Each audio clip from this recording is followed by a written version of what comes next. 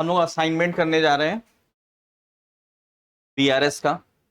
ठीक है, क्वेश्चन क्या कह रहा है? क्वेश्चन नंबर 1 ऑन, आप लोग प्लीज सारे लोग साथ साथ बताएंगे, है ना? कल बहुत अच्छे से समझाया था आप लोग को। On 31 March 2017 bank statement of Dinesh showed credit balance of rupees 15,650। Sir मतलब इसका, हमारा बैंक में पैसा जमा है या हमने बैंक से लोन लिया है? पहले ये बताओ। सर जमा है, क्रेडिट बैलेंस है स्टेटमेंट के हिसाब से, तो हमारे बैंक बुक के हिसाब से क्या होगा? डेबिट बैलेंस होगा। और डेबिट बैलेंस किस चीज का होता है सर? असेट का होता है। बैंक स्टेटमेंट में बैंक वालों ने का क्रेडिट बैलेंस है, मतलब बैंक के लिए वो क्या है? लाइबिलिटी है। क्या है वो? लाइबिलिटी कब होगी? जब वो हमारे पैसे को वो अपने पास रखे होंगे तब, मतलब हमारा पैसा जमा है। सर स्टेटमेंट क्या बताता है कि आपका पैसा कितना जमा है? 15,650 रुपए। वेयर एज कैश बुक, तो कैश बुक मतलब टैली का book, showed debit balance of rupees 15,000। लेकिन जब हम लोग अपना टैली में बैंक का लेजर देखे तो हमें कितना क्लोजिंग बैलेंस दिखा रहा है? 15,200 रुपए। ओके, फिर यहां बता रहा है रीजन फॉर डिफरेंसेस पर। सर कुछ रीजन थे डिफरेंसेस के, तो हम लोग क्या करें सर? पहले इसको स्टार्ट करते हैं। सबसे पहले क्या लिखेंगे सर? ऊपर क्या लिखे ऊपर?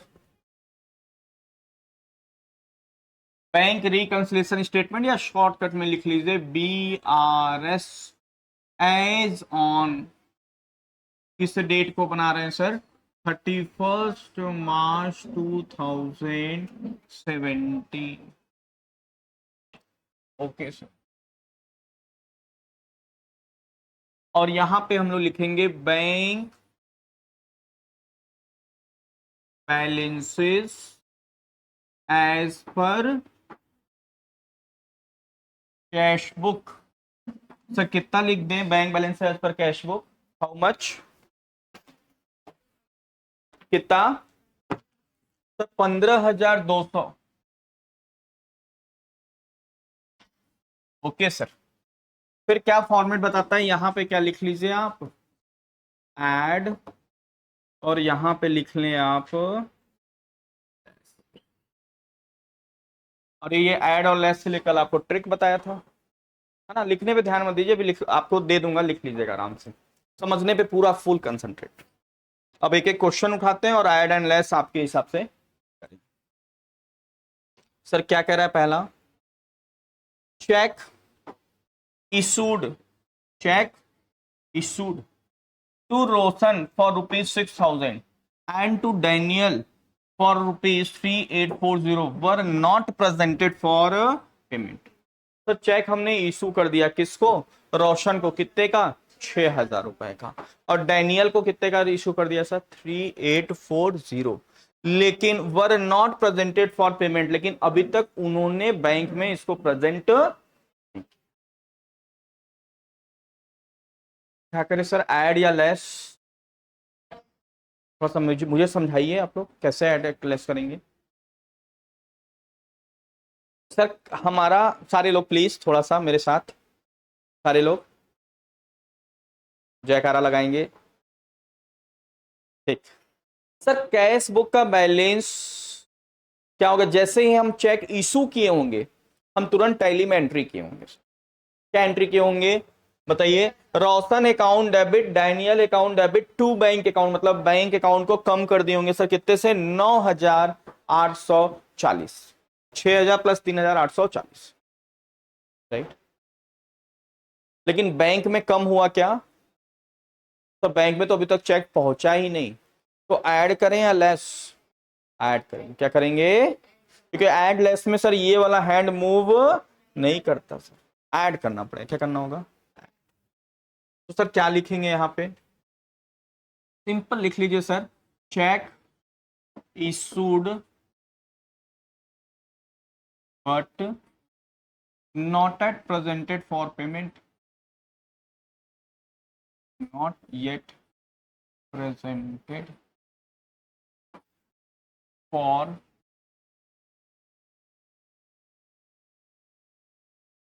यहाँ नाम भी लिख सकते हैं, रोशन एंड डेनियल जो भी नाम है। तो रोशन का कितना 6,000, डेनियल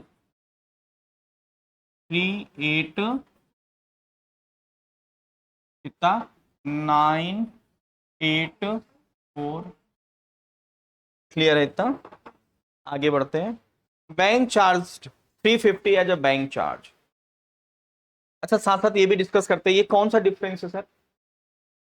तीनों में से कौन सा डिफरेंस है?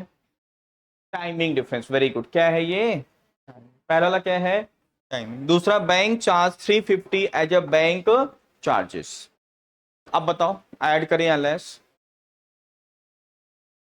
बैंक ने 350 रुपए चार्ज कर दिया, हमारा स्टेटमेंट 350 से क्या हो जाएगा? कम हो जाएगा सर।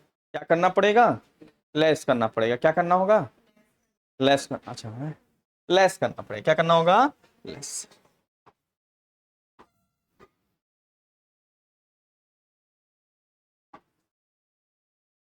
ये कौन सा एरर मतलब डिफरेंस का वो है बताइए? रीजन नंबर कौन सा है ये बताइए? ये कितना है सर? 350 है क्या? ये रीजन नंबर कौन सा है? देखिए आपको कल की क्लासेस कितना याद है, कौन सा reason number? Reason number 1 2 3 second. Sir क्या नाम है उसका? Transaction known by the bank but unknown by the account holder. Sir ये बैंक को पता था, बैंक ने काट लिया, लेकिन अपने को पता नहीं। थर्ड नंबर रीजन आते हैं sir. Nitesh directly deposited 8160 into the bank account of Dinesh which was not entered in the। Sir Nitesh ने हमारे अकाउंट में, हमारे मतलब दिनेश के अकाउंट में 8160 डायरेक्टली बैंक में जमा कर दिया। ऐड करें या लेस? सर कैसे? हमारा बैंक स्टेटमेंट क्या हो जाएगा? बढ़ जाएगा सर। बढ़ जाएगा नहीं बढ़ जाएगा? लेकिन हमने टैली में एंट्री नहीं किया, क्या करना होगा? ऐड करना होगा। ये भी कौन सा रीजन है sir? Transaction known by the bank but unknown by the account holder. Add करना है। क्या करेंगे यहाँ पे? लिखेंगे हम लोग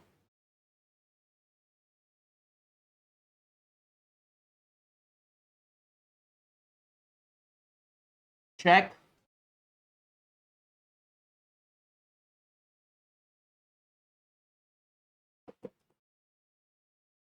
check directly deposited into the bank लिख सकते हैं।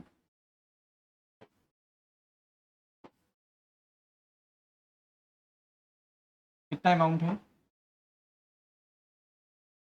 8,100। ठीक है, नेक्स्ट आते हैं। क्या लिखा है? Two cheque, two cheques, one from Shyam for ₹5,150, another from Kailash for ₹12,500 were collected by the bank in the first week of April 2017, although they were banked, bank मतलब बैंक में जमा किया गया था, on 25th March 2017। तो इसका मतलब ये हुआ कि दो चेक हमने बैंक में तो 25 मार्च को जमा किया था, किसी ने हमें दिया था, हमने जमा कर दिया, लेकिन बैंक ने उसका पैसा कलेक्ट कब किया? फर्स्ट वीक ऑफ अप्रैल, मतलब मार्च में जमा नहीं कर पाया। और हम बीआरएस किस मंथ का बना रहे हैं? मार्च का। तो सर हमें चेक मिला होगा तो हमने एंट्री टैली में कर लिया होगा, लेकिन स्टेटमेंट में मार्च में क्रेडिट हुआ क्या? No sir. क्या करना होगा? लेस करना होगा। सर कितना कितना? 5,150 एंड 12,500। Point number 4। मैं यहां लिख नहीं रहा हूं, आप समझ लिख लेना, है ना? कितना कितना अमाउंट है? 5,150, या इसको अपन ना यहाँ पे भी लिख सकते हैं, इनर कॉलम में पहले लिख लें। 5,150 50 और 12500, टोटल कितना हो जाएगा 17,650,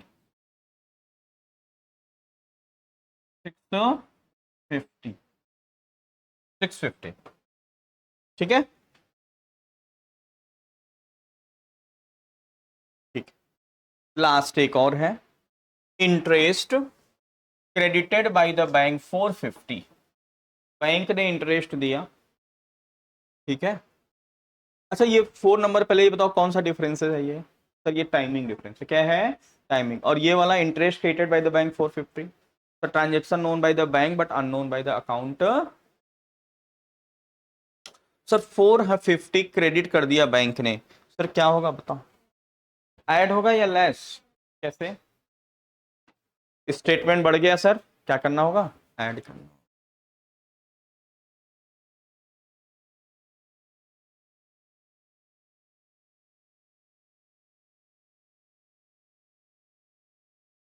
कितना अमाउंट है? 4 हो गया सर, बस थोड़ा सा छोटा कर देते हैं।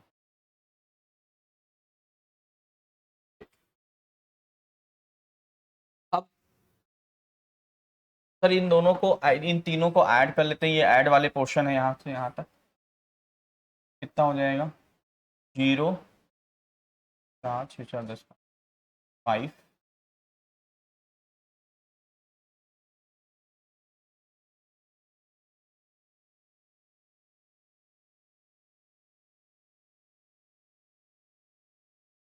14।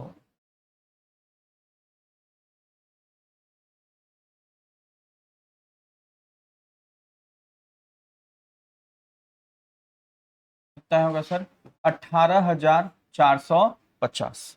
मैं साफ साफ लिख देता हूँ यहाँ पे इसको इरेज करके, कितना आएगा 18,450। एक बार आप लोग भी रीचेक कर लेंगे सही हमने किया है ना, 8,450। और इधर का टोटल कितना होगा सर? ये माइनस वाले हैं, ये क्या है ये दोनों माइनस, क्योंकि यहां से लेस स्टार्ट हो जा रहा है, क्या स्टार्ट हो जा रहा है, इन दोनों को ऐड कर लेते हैं, कितना हो जाएगा सर 18,000। क्या हो जाएगा, माइनस करना है कितना, मतलब प्लस करना है 18,450, माइनस करना है 18,000। सर किसमें, इसमें। तो हम ये काम कर सकते हैं सर, इन दोनों का डिफरेंस निकाल लें, कितना आएगा 450, इसको किस में ऐड कर दे सर 15,200 में, तो कितना आ जाएगा 15,600। ये क्या होना चाहिए सर हमारा, bank balances as per bank statement होना।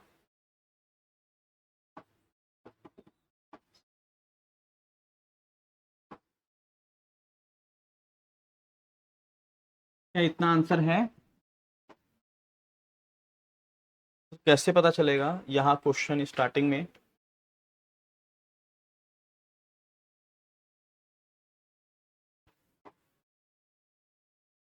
कितना है bank balances as per bank statement, हो गया सर बीआरएस बन गया। ठीक है,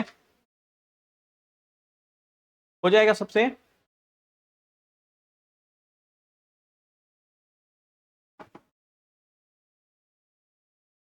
अब जिनको नोट करना है थोड़ा सा फास्ट स्पीड से नोट कर सकते हैं, या अगर फोटो लेना है तो फोटो ले सकते हैं, कोई दिक्कत नहीं, छोटा सा है। फोटो अगर खींचना है तो फोटो खींच सकते हैं, ये करके ग्रुप में शेयर कर दीजिए।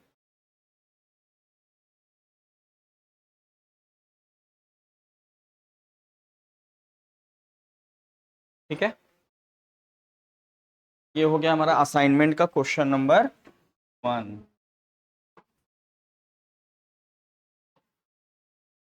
2 नंबर हो जाएगा कि उसको भी कराएं? हाँ 2 कराएं, 2 करें।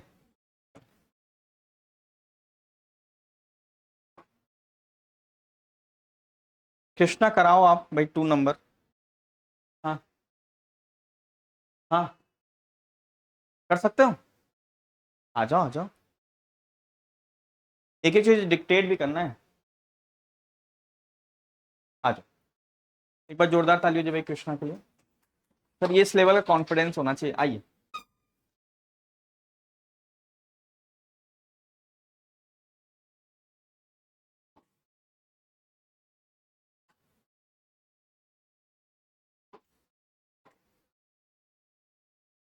हाँ, सॉल्व करना है। यहाँ पे आना है, फिर इस पे क्लिक करके यहाँ पे, फिर देन आप इसी पे क्लिक करेंगे तो आप सिर्फ क्वेश्चन नहीं, फिर उनको उनको बताना ना, इसको हटा दो यहाँ से।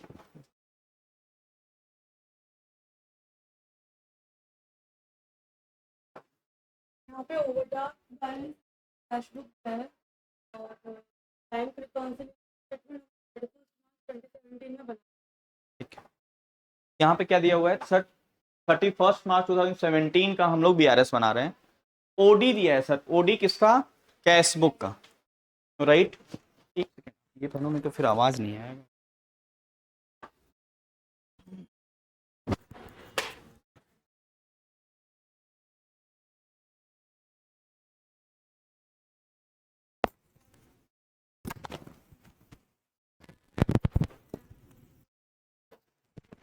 सर ये तो वो क्लिप है ऊपर, क्लिप, हाँ नहीं ऊपर से प्रेस करो, यस ठीक है। ओडी कितना दिया हुआ है सर? ओडी मतलब overdraft balance as per cash book, मतलब हमारे टैली के हिसाब से 1,80,000 रुपए का हमारे ऊपर बिजनेस का लोन है, ठीक है। लेकिन स्टेटमेंट कितना बता रहा है सर? 2,13,900। और ये नीचे क्या है सर? उसके रीजंस दिए हैं। क्या रीजन दिए हैं? तो रीजंस दिए हैं जिसको या तो ऐड होगा या तो लेस होगा। फर्स्ट हम लिखेंगे यहाँ पे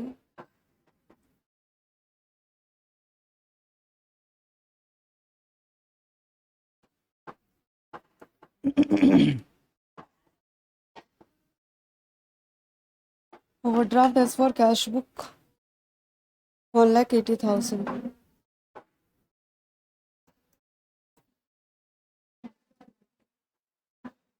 फिर कुछ आइटम्स ऐड होंगे और फिर कुछ डिडक्ट होंगे। ठीक है, पहला क्वेश्चन थर्ड नंबर से cheque deposited into bank but no entry passed in the cash book. तो हम लोग अगर ये पासबुक है और ये कैश बुक है, चेक डिपॉजिट हो गया है बैंक में, तो पासबुक का बैलेंस बढ़ा हुआ है, ठीक है। और ये हमारा जो कैश बुक है इसका बैलेंस एज इट इज है। हम स्टार्ट कर रहे हैं कैश बुक से, तो पासबुक को छेड़ नहीं सकते, तो कैश बुक को ही इंक्रीज करेंगे।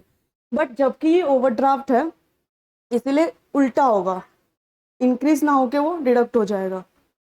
क्या बोल रहा है sir? Check deposited into the bank, bank में चेक जमा किया तो हमारा लोन बैंक स्टेटमेंट का क्या हो जाएगा सर? कम हो जाएगा। इसमें ध्यान से लिखना, no entry passed in the cash book. Cash book में एंट्री नहीं किया अपन, स्टेटमेंट में हो गया है। चेक जमा किए तो बैंक स्टेटमेंट का लोन क्या हो गया? कम हो गया।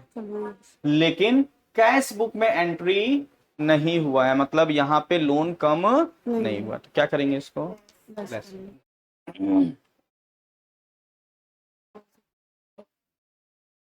क्लियर है? लेस में लेस लेस। क्लियर है ये वाला पॉइंट सबको? क्या लिखा हुआ वहां पे? तो बैंक में चेक जमा हो गया है।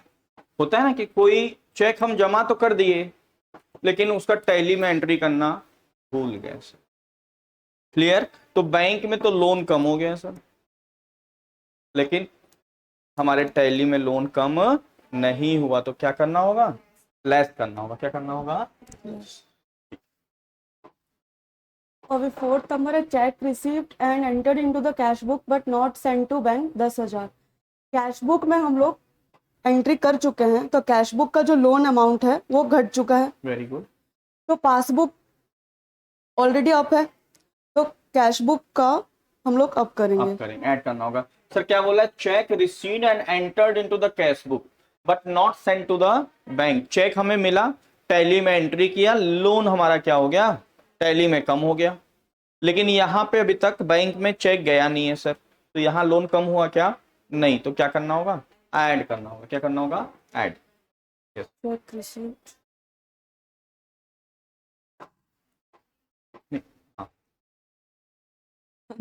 ये नहीं आना चाहिए, हाँ ये वाला पोर्शन टच नहीं होना चाहिए।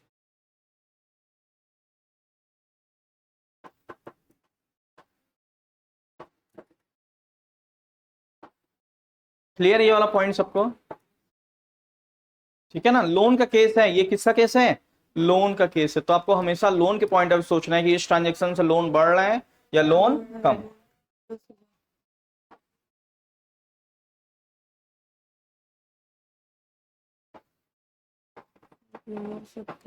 Credit side of the bank column casted short by ₹1,000। देखो यहाँ पे ओवरड्राफ्ट दिया है ऑलरेडी बैंक का। पहले इसका मीनिंग आप बताओ क्या होता है इसका meaning. Credit side of the bank column casted short. Short casted short मतलब जैसे अगर ये हमारा कैश बुक है और ये कैश बुक का बैंक कॉलम है तो ये हो गया क्रेडिट साइड। तो बताओ सर। यहाँ से एक दूसरा पेज दे देते हैं यहाँ से। देखिए ये हमारा कैश बुक है, 2 कॉलम वाला कैश बुक अगर हम मेंटेन कर रहे हैं।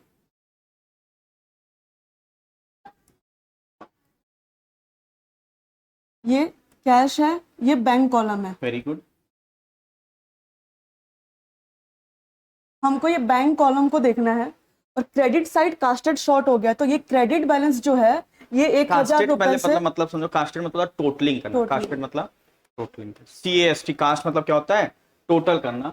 तो टोटल करते समय शॉर्ट कर दिया, मतलब 1,000 से कम जोड़े। जैसे 10,000 जोड़ना था तो जोड़े 9,000 रुपए, राइट। तो अगर हम क्रेडिट साइड कम जोड़ेंगे इसका मतलब क्या हुआ? लोन का अमाउंट कम हो कम गया हो है। जाएगा सर। क्रेडिट साइड किस चीज का होता है सर? लोन का पेमेंट का होता है। किधर का होता है? पेमेंट। तो हमने 1,000 पेमेंट कम जोड़े हैं सर, तो हमारा लोन अमाउंट 1,000 से क्या दिखेगा? कम दिखेगा। पेमेंट ज्यादा करोगे लोन ज्यादा होगा। लेकिन सर पेमेंट तो किए, ऐसे समझो 1,000 का पेमेंट तो किए लेकिन टोटल करना भूल गए सर, तो हमारा 1,000 का लोन क्या दिखेगा? कम दिखेगा। तो इसे क्या करना होगा? ऐड करना होगा। क्या करना होगा? ऐड। नहीं वहां से फिर से नोट पे। कास्टेड मतलब लिख लीजिए। कास्ट मतलब होता है टोटल करना। क्या करना? शॉर्ट मतलब कम टोटल हुआ।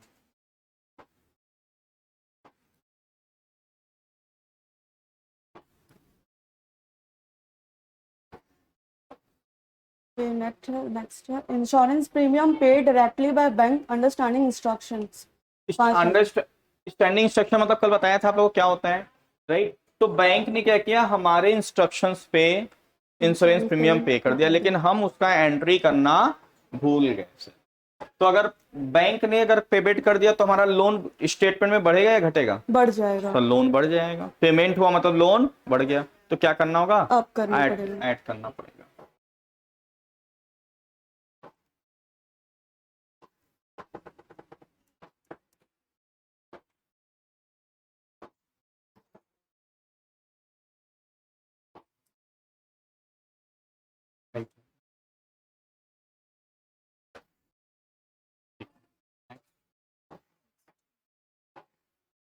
Bank charges entered in the cash book twice ₹100। बताओ सर। हाँ bank charges entered in the cash book twice. Bank charges जो है हम कैश बुक में 2 बार रिकॉर्ड कर दिए। जो फर्स्ट टाइम रिकॉर्ड किया ₹100 उसका एंट्री ऑलरेडी नलीफाई हो गया है। कैश बुक और बैंक बुक दोनों में सेम एंट्री आ गया है। करना एक बार था, 2 कर बार दिया कर 2 दी। बार। तो 100 रुपए से हमारा लोन क्या हो जाएगा? कैश बुक में कम बढ़ हो जाए, गया। नहीं बढ़ जाएगा। हाँ बढ़ जाएगा। बढ़ जाएगा। क्या हो जाएगा? 100 रुपए से लोन बढ़ जाएगा। बढ़ जाएगा। ठीक है, तो इससे क्या करना होगा? लेस।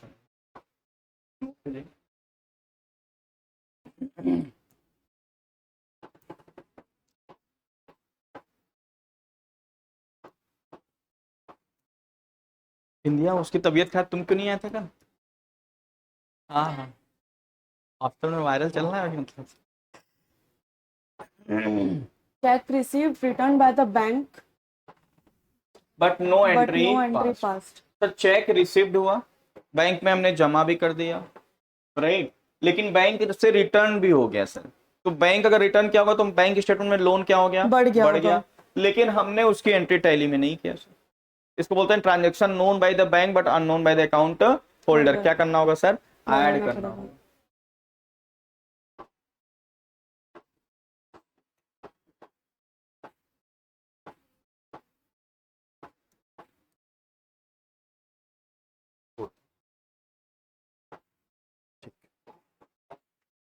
नेक्स्ट क्या है? check issued written on technical grounds. अच्छा, चेक किस किस रीजन से रिटर्न होता है ये पता है आप लोग को? चेक इशूड करना मतलब रिसीट मतलब कोई किसी ने हमें चेक दिया है, इशूड मतलब हमने किसी को चेक इशू किया है, दिया पेमेंट किया, लेकिन टेक्निकल ग्राउंड से रिटर्न हो गया। सर टेक्निकल ग्राउंड क्या क्या हो सकता है सर? Yes sir. सर एक तो सिग्नेचर मिसमैच्ड हो जाता है, दूसरा क्या होता है सर, नेम मिसमैच Name, हो गया, तीसरा सर हमारे अकाउंट amount में भी। पैसा ही नहीं है, किसी भी रीजन से सर क्या हो गया, रिटर्न हो गया। Check return, check issued return on technical ground. Sir अगर चेक रिटर्न हो गया होगा तो हमारा लोन बैंक स्टेटमेंट में क्या हो गया होगा सर, कम हो गया होगा। ध्यान रखिएगा, हमने किसी को पेमेंट किया, राइट, हमने क्या किया, किसी को पेमेंट किया, ऐसे समझो सर, पेमेंट किए होंगे तो टैली में एंट्री किए होंगे सर, तो हमारा लोन क्या हो गया होगा सर, बढ़ गया होगा, बढ़ा दिए। लेकिन यहां पे बढ़ा क्या लोन? नो सर, यहां तो क्लियर ही नहीं हुआ सर, समझ पा रहे हो सर? यहां पे चेक रिटर्न हो गया, काम ही नहीं हुआ सर, बैंक स्टेटमेंट लोन नहीं बढ़ाया, तो क्या करना होगा, लेस करना। तो इसे क्या कर देंगे अपन, ऊपर कर सकते हैं, एक सेकंड दिक्कत नहीं।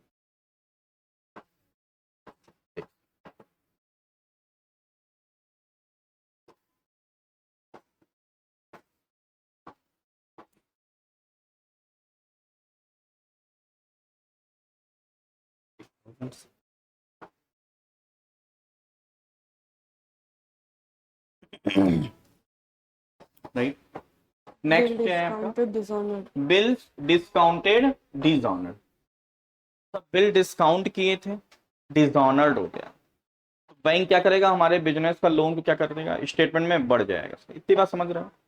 हमने बिल डिस्काउंट करवाया था, आप लोगों को बताया था, डिस्काउंट किया, अब बैंक क्या करेगा, किससे पैसा मांगेगा सर, जिसने हमको बिल दिया था उसके पास, उसने मना कर दिया देने से, तो बैंक क्या करेगा, हमारे अकाउंट को डेबिट कर देगा सर, लोन बढ़ जाएगा। लोन क्या हो जाएगा, बढ़ गया स्टेटमेंट का होगा। बढ़ जाएगा, तो क्या करना होगा, ऐड Add करना होगा। क्या करना होगा, ऐड।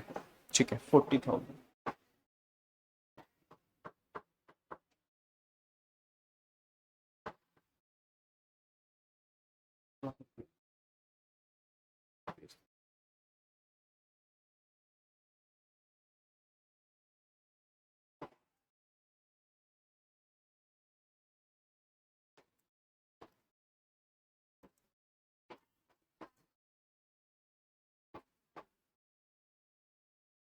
आ रहा है, क्लियर है? Last, Bills receivable directly bills collected by the receivable directly collected by the bank 20,000, right. सब बिल्स रिसीवेबल था, सब बिल्स मतलब जिस बिल के थ्रू हमको पैसा मिलना था, राइट, वो बैंक ने जमा कर लिया, लेकिन हमने एंट्री नहीं किया। नहीं किया। तो हमारा बैंक स्टेटमेंट का लोन क्या हो जाएगा, कम हो कम जाएगा, हो तो गया अपने होगा। क्या करना होगा, माइनस करना। माइनस क्या करना करेंगे। होगा, माइनस। माइनस।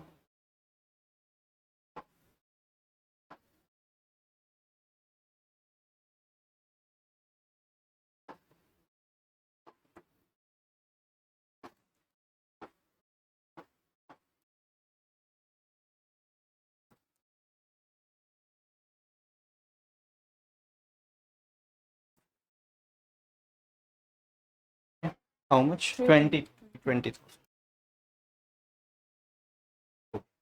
ठीक है, अब इसको थोड़ा छोटा कर लो।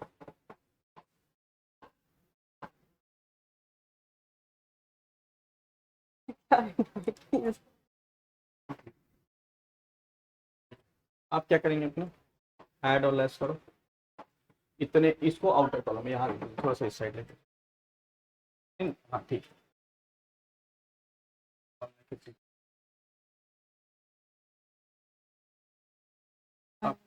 हाँ, इसको ऐड करो, कितना हो जाएगा ये, तो 10, 11, 16, 20 एंड 40, 60,000। 60,000. 60,000 क्या होगा, ऐड हो जाएगा, प्लस का साइन। ठीक है, और लेस कितना होगा, 3, 3,100, 336, 6,100, 26,000. 26,100 लेस करना है, 26,100।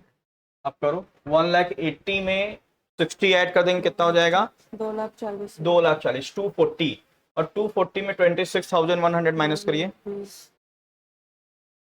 हाँ 213,900 करिए।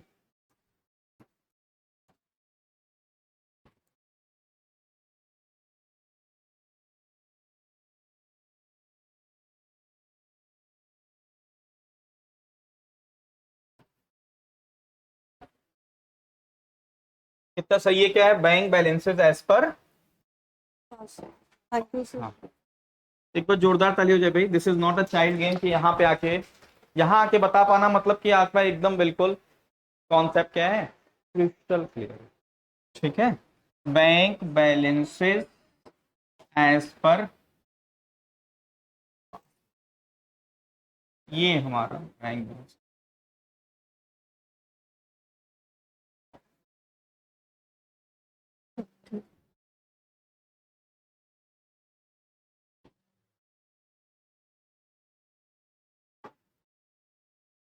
तो मैं सही कर देता हूँ 26,000।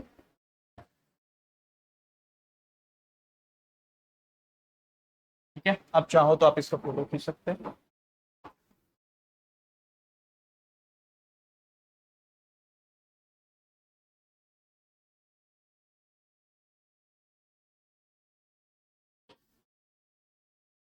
ये आंसर आया हुआ है अपना। बैंक बैलेंसेस और पासबुक कितना है? 2,13,900। क्लियर है सबको? मैनुअली बन जाएगा सबसे बीआरएस। हाँ, ओवरड्राफ्ट मतलब ही लोन होता है। ओवरड्राफ्ट मतलब क्या होता है? लोन। तो हमेशा उससे किस पॉइंट ऑफ से सोचना है? लोन के पॉइंट ऑफ व्यू से, कि इस ट्रांजेक्शन से लोन बढ़ेगा या।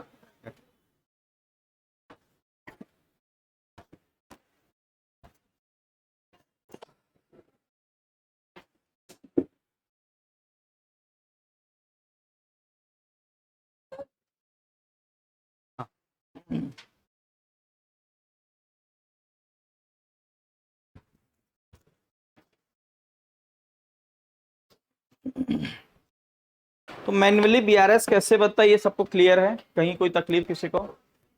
बन जाएगा ना माधुरी? बन जाएगा पक्का? बनाओगे इधर एक क्वेश्चन? नहीं?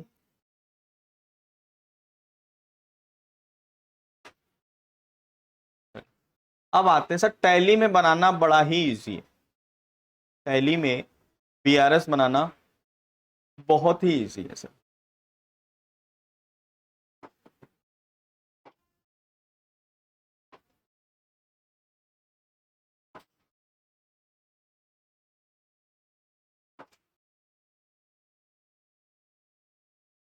चलें स्टार्ट करें। टैली में कैसे होता है सीख करें स्टार्ट। सीपीयू वर्क कर रहा है ना आप लोग का? हाँ, कर रहा है ना? सर क्या क्या सीखेंगे इसमें? पहला पॉइंट क्या लिखा है?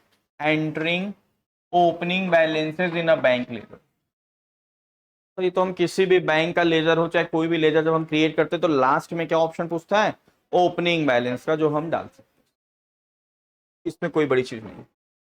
दूसरा, रिकंसाइलिंग द ओपनिंग बैलेंस, ये इंपॉर्टेंट। करेंट पीरियड का बीआरएस बनाने के पहले हमें क्या इंश्योर होना है कि इसके पिछले मंथ का बीआरएस बन चुका है कि नहीं। जैसे अगर आप अप्रैल मंथ का बीआरएस बना रहे हो तो आपको इंश्योर होना पड़ेगा कि 31 मार्च का, जैसे 1 अप्रैल का जो भी ओपनिंग बैलेंस है वो मैच्ड रिकंसाइल्ड हो चुका है कि नहीं हो चुका। अगर नहीं हुआ है तो पहले आपको ओपनिंग बीआरएस बनाना पड़ेगा। सर क्या इसमें नई चीज है जो मई जून जुलाई अगस्त में नहीं है? सर इसमें ये चीज नहीं है ओपनिंग बीआरएस में कि जब भी हम लोग पुराने साल से, लास्ट ईयर से न्यू ईयर की अकाउंटिंग करते हैं, उसमें कभी भी ट्रांजेक्शन कैरी फॉरवर्ड नहीं होता है। समझ रहे हो? जैसे मार्च के बाद अप्रैल महीने की एंट्री करेंगे, न्यू ईयर की अकाउंटिंग करेंगे, तो मार्च की एंट्री ट्रांसफर हो जाएगी क्या अप्रैल में? No sir. सर अप्रैल में केवल ओपनिंग बैलेंस ट्रांसफर होता है। क्या होता है सर? बैलेंसेस ट्रांसफर होता है, बैलेंस शीट वाले। अब मान लो हमको कुछ एंट्री ऐसी है जो मार्च में मैच्ड नहीं हुई है, तो पहले उसे क्या करना होगा, वो एंट्री वहां हमें दिखाना होगा रिकंसिलेशन के माध्यम से। मान लो 3 एंट्री ऐसी है जो मार्च महीने में मिसमैच्ड है, तो पहले वो एंट्री दिखना चाहिए आपको टैली में, तभी तो आप उसका रिकंसिलेशन कर पाएंगे। क्योंकि एंट्री का, अच्छा अप्रैल में जो मिसमैच है वो अप्रैल की एंट्री मई में दिखेगी कि नहीं दिखेगी आपको, तो दिखेगी। मई की जून में दिख जाएगी, जून की जुलाई में, लेकिन मार्च की एंट्री अप्रैल में नहीं दिखेगी। इसलिए हम पहले सीखेंगे ओपनिंग बीआरएस। ओपनिंग बीआरएस में यही करते हैं सर, जो 3 एंट्री या जो भी एंट्री पिछले ईयर से नहीं मिसमैच हुई है वो एंट्री हम लोग पहले टाइप करके लिखते हैं। एंट्री नहीं करते सर, क्योंकि एंट्री हो चुकी है। एंट्री करोगे तो डबल एंट्री हो जाएगी, एक मार्च में किया था और मार्च की एंट्री फिर अप्रैल में कर दिया। बीआरएस के उसमें जाके टाइप करते हैं for the purpose of opening BRS. तो वो कैसे होगा वो सीखेंगे। फिर पीरियोडिक रिकंसिलेशन, मतलब करेंट पीरियड का रिकंसिलेशन कैसे होता है टैली में, वो सीखेंगे। Passing necessary entries in the company book to reconcile, ये कौन सा है सर, ये reason number 2 and reason number 3 वाला है सर। उसकी वजह से कुछ एंट्री हमें टैली में पास करना होगा, तो वो पास समझिए। Transaction known by the bank but unknown by the account holder and errors वाली एंट्री हमें अगर पास करने की जरूरत पड़ेगी तो हम टैली में पास, बड़ा ही इजी है सर, टैली में बहुत ही इजी है। लेकिन हम लोग इतनी चीजें इसलिए सीखे जिससे हमें पता चले कि टैली कर कैसे रहा है, भी ऐड और लेस कैसे कर रहा है, राइट। नहीं तो टैली में डायरेक्ट बताना होता तो सर आधे घंटे का गेम था। बीआरएस क्या होता है ऑलरेडी हम जानते हैं। बैंक लेजर क्या होता है, जो टैली में हम बैंक का अकाउंट बना रहे हैं। बैंक स्टेटमेंट क्या होता है, ये ऑलरेडी सीख चुके हैं। बैंक बैलेंसेज पर कंपनी बुक मतलब टैली का बुक, बैलेंसेज पर बैंक मतलब bank statement. Amount not reflected in the bank मतलब टाइमिंग डिफरेंस वाली एंट्री जो हमने टैली में कर रखा है लेकिन स्टेटमेंट में रिफ्लेक्ट नहीं हो रहा है, उसे क्या बोलेंगे, amount not reflected in the bank. Sir ये सब क्या है, ये सब वर्ड यूज होता है बीआरएस में, जो ऑलरेडी हम लोग चर्चा कर लिए, वो हमने यहाँ पे बताया है कि बैंक लेजर मतलब क्या होता है। बैंक स्टेटमेंट वर्ड अगर यूज हो रहा है बीआरएस में तो उसका क्या मतलब समझना है। बैलेंसेज पर कंपनी बुक मतलब क्या समझना है। बैलेंसेज पर बैंक मतलब क्या समझना है। And amount not reflected in the bank, ये कौन सी एंट्री वाली होगी सर, टाइमिंग डिफरेंस वाली, जो टैली में तो हो रखी है लेकिन आपके बैंक मतलब बैंक स्टेटमेंट में रिफ्लेक्ट नहीं हो। ये फॉर्मेट वगैरह ऑलरेडी चर्चा हो चुका है सर, ये सब ऑलरेडी हम लोग चर्चा कर चुके हैं।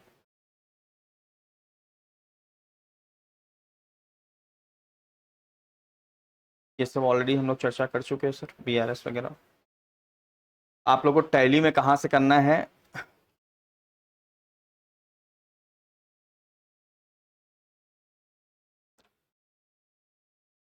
यहां से करना है सर टैली में। कहां से, यहां से। द कंपनी गंगा ट्रेडर्स, एक कंपनी बनाएंगे जिसका नाम क्या रहेगा, Ganga traders, for maintaining their account manually in the financial year 1 April 2019 to 31 March 2020। Following is the bank ledger for March. Sir March का बैंक का लेजर इनका है, ये है सर। क्या पोजीशन है मार्च का इनका बैंक का लेजर का। ओपनिंग बैलेंस इनके कैश बुक में 12,000 दिख रहा था 1 मार्च को। फिर 31 मार्च को क्या हो गया सर, 10,000 इनको रिसीट हुआ, डेबिट कर दिया इन्होंने। और 31 मार्च को एक खर्च पेमेंट कर दिया इलेक्ट्रिसिटी एक्सपेंस का 2,000, टोटल हुआ 22,000 रुपए। 2,000 पेमेंट हो गया तो क्लोजिंग बैलेंस कितना बच रहा है सर, 20,000। कितनी बात समझ में आ रही है आप लोग को, कितना है कैश बुक का क्लोजिंग बैलेंस सर। अच्छा एक चीज और आप लोग ध्यान दे पा रहे हो कि मार्च महीने में केवल 2 ही एंट्री हुई है, वो भी मंथ एंड में हुआ है। कब हुआ है, मंथ एंड में। एक 10,000 का रिसीट और एक 2,000 का पेमेंट, बस, और कोई एंट्री नहीं है। और हमारे कैश बुक का क्लोजिंग बैलेंस है 20,000 रुपए। वही चीज यहां लिखा है, ओपनिंग बैलेंस कितना है हमारे कैश बुक का 1 मार्च का 12, और क्लोजिंग बैलेंस कितना है sir.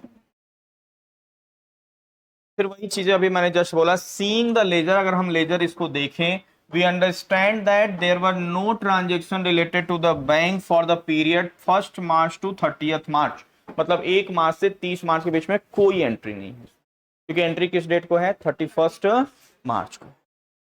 On the last day of the financial year, that is 31st March 20, one check was received and one payment was done through the bank. The receipt check was deposited on the next day. तो जो मार्च की entry, जो मतलब receipt हुआ था check 31 मार्च को, हम bank में जमा कब कर रहे हैं, 1 अप्रैल में. तो कभी वो 31 मार्च को क्लियर हो पाएगा? नो सर, हम मार्च का ही बीआरएस बना रहे हैं. ओके. और बोल रहा है the cheque given towards the payment of electricity bill of rupees 2000 on 31st March 20 will not be reflected in the bank statement on March 2020. तो ना रिसीट वाली एंट्री दिख रही है, ना पेमेंट वाली दिख रही है. तो बताओ बैंक स्टेटमेंट का क्लोजिंग बैलेंस कितना दिखेगा?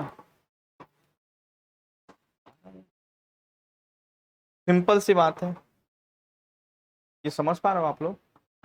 सर ये रहा कैश बुक, और बैंक स्टेटमेंट में ना तो ये एंट्री दिख रही है और ना ये एंट्री दिख रही है, तो उसका बैलेंस बैंक स्टेटमेंट का कितना रहेगा? लेकिन हमारे टैली का कितना है, 20,000. कितना है, 20,000. ठीक है, यहां तो क्वेश्चन क्लियर है सबको. अब हम लोग यहां से टैली में स्टार्ट कर रहे हैं. पहले कंपनी बनाए, that is the Ganga traders. क्या नाम है कंपनी का? गंगा ट्रेडर्स. 2 मिनट बैठिए.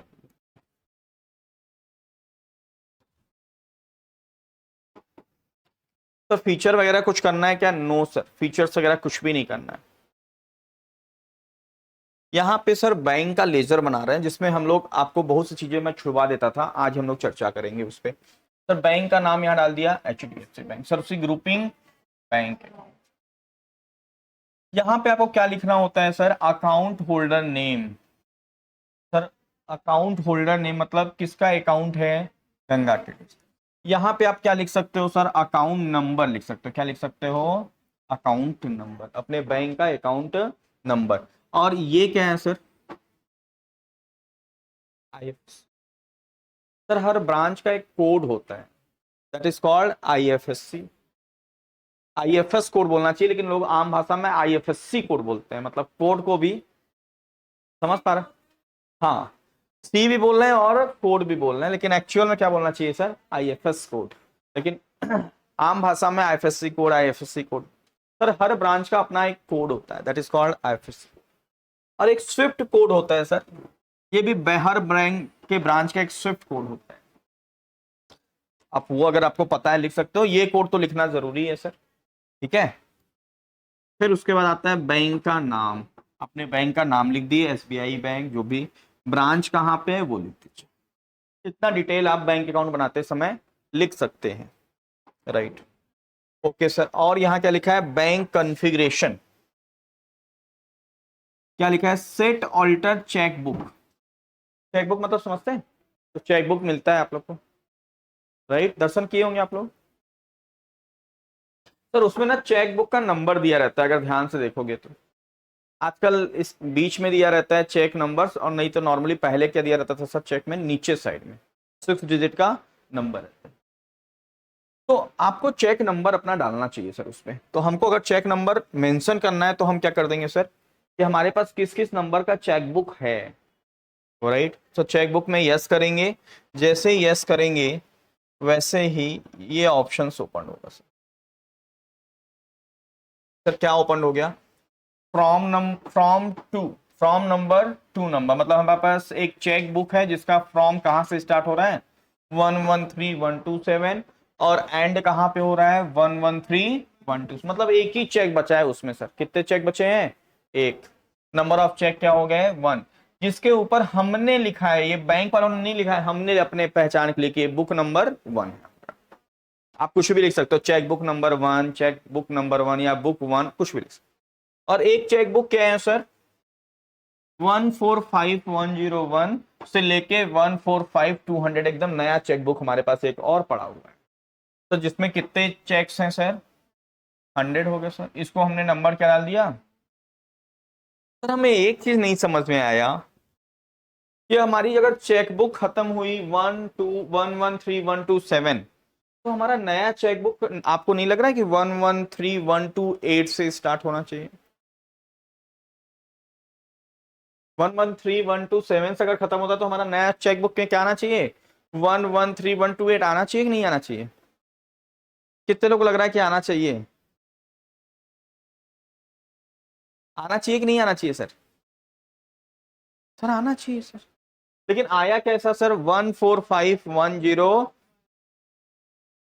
कुछ गड़बड़ हो रहा है? कुछ कोई कमेंट करना चाहेगा सर? ये 145101 कहां से आ गया? कमेंट करिए आप सब। हाँ, जो मेरा ये कान सुनना चाह रहा है आप लोग के मुखों से, सर ये डिफरेंस क्यों आ रहा है? सर उस बैंक के दामाद केवल हम ही नहीं हैं, बहुत सारे दामाद हैं उसके, जिसको चेकबुक को क्या कर रखा है? बांट कर रखा है सर। जब हमने इशू कराया था तो ये था, और ये नंबर से मतलब between this one two this one वो अदर कस्टमर को उसने क्या कर दिया? बांट दिया है। फिर हमने एप्लीकेशन दिया तो हमें चेकबुक कौन सा मिला? 145101। केवल आप ही एक कस्टमर थोड़ी ना हो। तो हमारे पास चेकबुक है 145101 से 145। तो हम सर इस तरीके से अपना चेकबुक डाल सकते हैं, टैली में मेंटेन कर सकते हैं। ठीक है सर, इससे ऑप्शन कहां मिलेगा? चेकबुक कॉन्फ़िगरेशन में मिलेगा। कहां पे? यहां पे सेट ऑल्टर चेकबुक, यस करके आप चेकबुक डाल दें।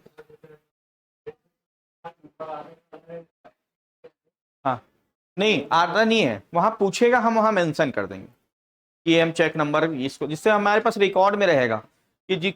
जैसे नॉर्मली हम लोग क्या करते हैं, चेकबुक में लिखते हैं, पहला पेज देखना बना हुआ रहता है फॉर्मेट, उसमें चेक नंबर ये इस बंदे को दिया, तो वो चीज हम टैली में भी क्या कर सकते हैं? मेंटेन कर सकते हैं।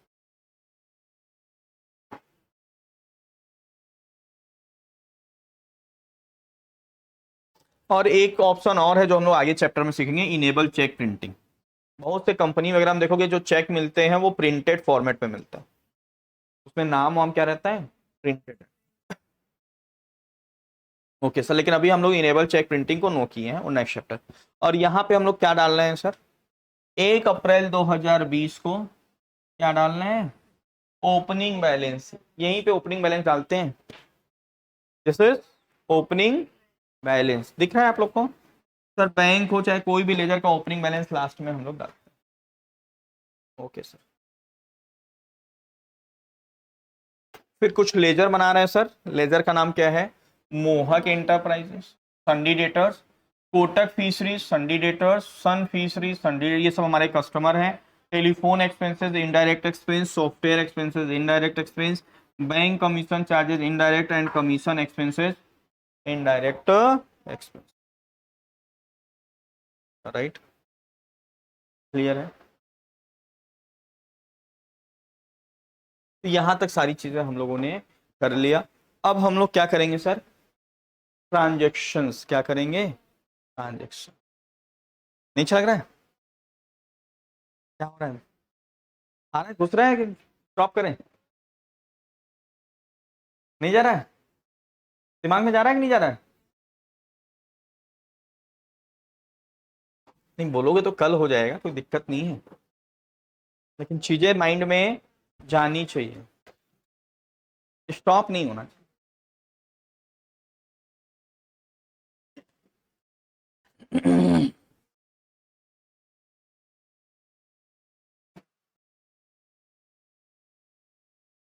सर करना क्या है अब हमको? सिंपली जैसे अप्रैल मंथ का बीआरएस बनाना है तो अप्रैल से रिलेटेड सारी एंट्री करेंगे, फिर अप्रैल का क्या उठा लेंगे? स्टेटमेंट। क्या उठा लेंगे?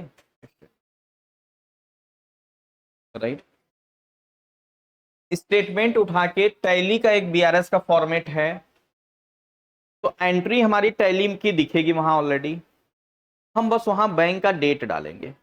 जो जो एंट्री बैंक स्टेटमेंट में दिख रही है उसका क्या डालेंगे? डेट डाल। कॉन्सेप्ट समझ लो, बाकी कल करा देंगे, कॉन्सेप्ट समझ लो आप लोग।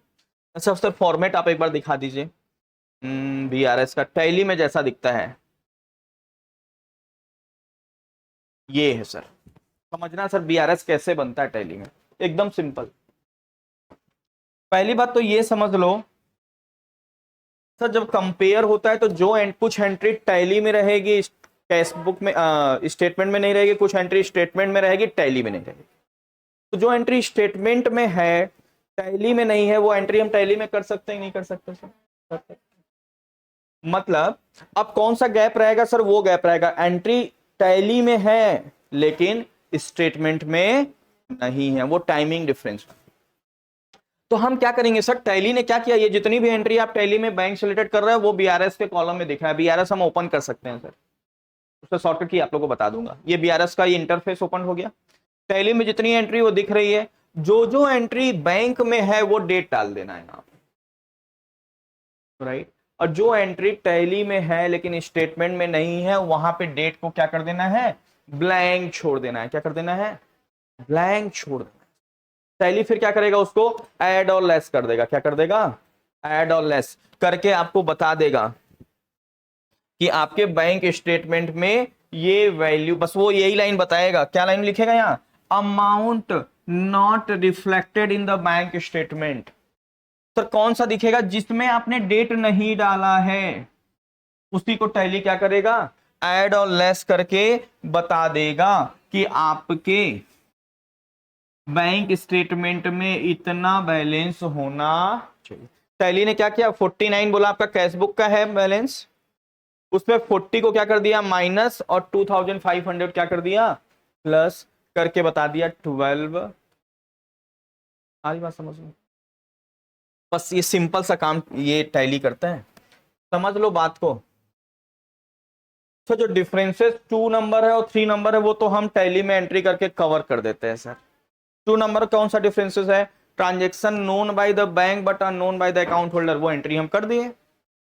एरर हमसे गलती हुई है, हमने सही कर लिया, बैंक से हुई है, बैंक से करा लिया। अब क्या हो गया, टाइमिंग डिफरेंस। टाइमिंग डिफरेंस मतलब क्या, कि आपने तो एंट्री कर लिया है टैली में लेकिन अभी तक बैंक स्टेटमेंट में क्लियर नहीं हुआ है या चेक प्रेजेंट नहीं हुआ है। इसका मतलब टैली में एंट्री हुई है, स्टेटमेंट में नहीं हुआ है, तो आपको बस स्टेटमेंट उठाना है। अगर ये 10,000 स्टेटमेंट में दिख रहा है, बैंक का डेट डाल दो। ये दिख रहा है, बैंक का डेट डालो। ये दिख रहा है, बैंक का डेट डालो। मान लो ये एंट्री नहीं दिख रही है, बैंक का डेट छोड़ दो, ब्लैंक कर रखो। टैली बस 500 रुपए को क्या कर देगा, ऐड और लेस करके बता देगा कि आपके स्टेटमेंट में इतना अमाउंट दिखना चाहिए। That's it.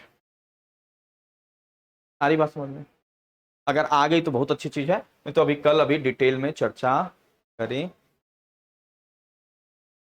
एक छोटा सा आपको एक एग्जांपल बताया कि किस तरीके से टैली क्या कर रहा है बैंक में, मतलब रिकंसिलेशन करता है, एकदम छोटा सा।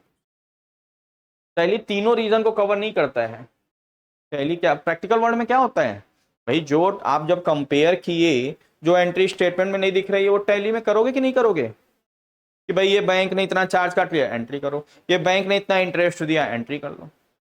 तो बैंक स्टेटमेंट वाली तो सारी एंट्री हमारी टैली में हो गई, लेकिन टैली में कुछ एंट्री किए हो, जैसे कौन सी सर, जैसे इसी में था मार्च महीने में तो एक 10,000 और 2,000 की एंट्री टैली में तो हुई, लेकिन टाइमिंग डिफरेंस की वजह से मार्च में वो एंट्री स्टेटमेंट में नहीं, बस वहां पे ब्लैंक छोड़ देना है आपको डेट। और जैसे जैसे ये डेट डालते जाओगे यहाँ पे ना, वैसे वैसे यहाँ का गैपिंग क्या होता जाएगा, कम होता जाएगा। और जिसमें डेट नहीं डालोगे टैली उसी को क्या समझेगा कि ये एंट्री स्टेटमेंट में नहीं हुआ। इसलिए ये वर्ड क्या यूज करता है टैली, अमाउंट। क्या यूज करता है, amount not reflected in the bank, bank मतलब बैंक स्टेटमेंट, और उसको ऐड और लेस करके आपको बता देगा कि हमारे बैंक स्टेटमेंट में इतना दिखना। सो सिंपल, क्लियर है, ठीक है। अब जिन्होंने क्लास छोड़ा होगा उसके तो ऊपर, उसको तो बैठने का मन ही नहीं कर रहा है आज क्लास में से, वो चेहरे बता रहे हैं।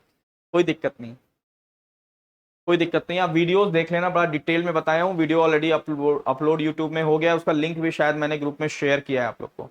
बैंक रिकंसिलेशन चैप्टर 30 का पार्ट 1 और ये पार्ट 2 भी मैं अभी कुछ देर में शेयर कर दूंगा। तो उसको जो लोग नहीं आए थे देख लीजिएगा, क्योंकि this is a very crucial task of every accountant. Her accountant को बीआरएस करना जरूरी होता है, उसे समझ में आना चाहिए, ठीक है। अभी इसका पार्ट 3 आना बाकी, कल पार्ट 3 में कंप्लीट। ठीक है,